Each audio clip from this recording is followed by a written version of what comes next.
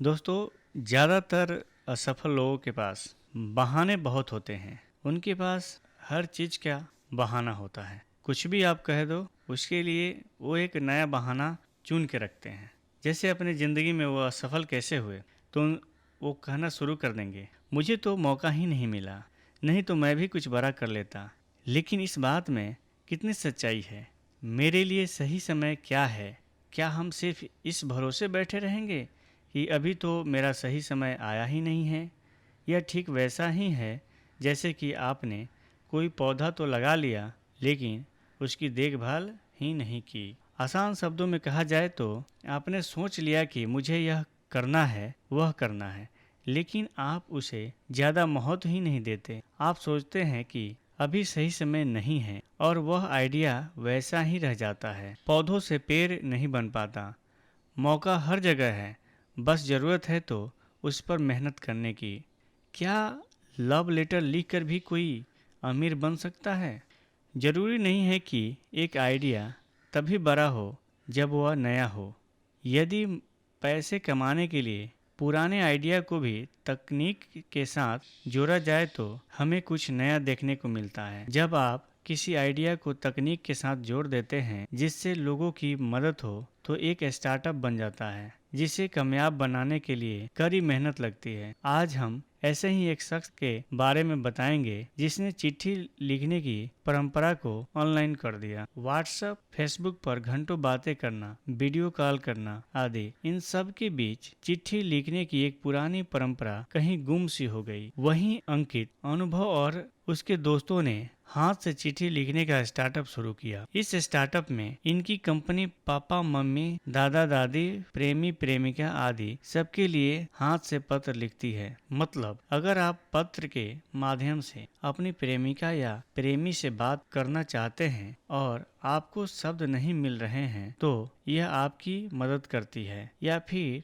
अपने अपने papa mummy या रिश्तेदारों को पत्र लिखना है, तो यह भी आपकी मदद करती है। जाहिर सी बात है, जज्बात सबके पास होते हैं पर शब्द नहीं। इस स्टार्टअप का उद्देश्य आपके जज्बातों को समझकर उसे पत्र के रूप में आपके चाहने वालों तक पहुंचाना है। और यह भारत की लगभग सभी भाषाओं में पत्र लिखते हैं। कैसे शुरू हुआ स्टार्टअप? दोस्तों, अनुभव अपने दोस्तों के साथ एक कंपनी में बतौर इंजीनियर काम कर रहे थे और उन्हीं दिनों जब वह घर आए तो उन्होंने सोचा कि क्यों ना कुछ ऐसा किया जाए जो सीधा लोगों के दिलों को छुए। जब वह छोटे थे तो चिट्ठियां लिखा करते थे और यह परंपरा किसी तकनीक की दुनिया में कहीं खो सी गई थी, जिसे उन्होंने एक स्टार्टअप के रूप में लिया। हालांकि एक कारण यह भी है कि 2013 में एक हॉलीवुड फिल्म आई थी, हेर, जिसमें हीरो एक लेटर राइटर होता है और वह दूसरों के जज्बातों को समझकर उसके लिए चिट्ठियां लिखता है। पेशे से इंजीनियर अनुभव ने इसका एक परीक्षण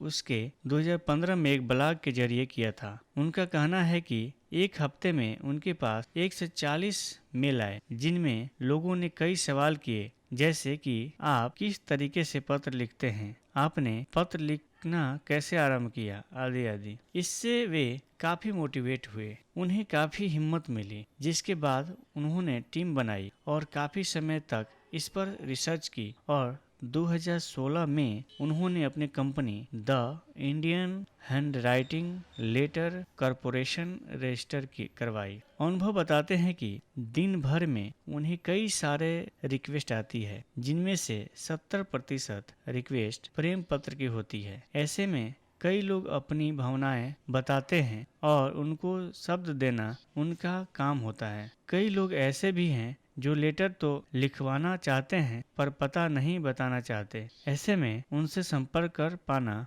थोड़ा मुश्किल हो जाता है और कई ऐसे लोग भी हैं जो नियमित ग्राहक बन जाते हैं। इस तरह के स्टार्टअप को देखने से लगता है कि अगर सोच पक्की हो और इरादे मजबूत हो, हमें सफल होने में कोई नहीं रोक सकता। और साथ ही हमें खुद पर भरोसा करना और निरंतर प्रयास करते रहना चाहिए। सोच पक्की और इरादे मजबूत हो तो बड़े से बड़े काम भी आसानी से हो जाती है। आपको बस यह करना है, आपने भी कुछ सोचा है तो रोज उस पर मेहनत कीजिए। आज जो करने का सोचा है उसे आज ही पूरा करो। तो दोस्तों, बहाने बनाने से कुछ नहीं होता। बहाने बनाने से आप कुछ नहीं कर सकते। आपको अगर कुछ करना है तो उसके लिए मेहनत करना पड़ेगा, उसके लिए नए आइडिया लाना पड़ेगा, ये सोचना पड़ेगा कि मेरे आइडिया से लोगों को क्या फायदे हो रहे हैं। अगर लोगों को फायदे आपके आइडिया से हो रहे हैं तो ही आपकी सफल होने की गारंटी है। अगर उस आपके आइडिया से किसी को फायदा नहीं हो रहा तो उस आइडिया को आप छोड़ दीजिए। ऐसे आइडिया लाइए जिससे लोगों को फायदा हो, तभी आप सफल हो सकते हैं। जिसमें लोगों के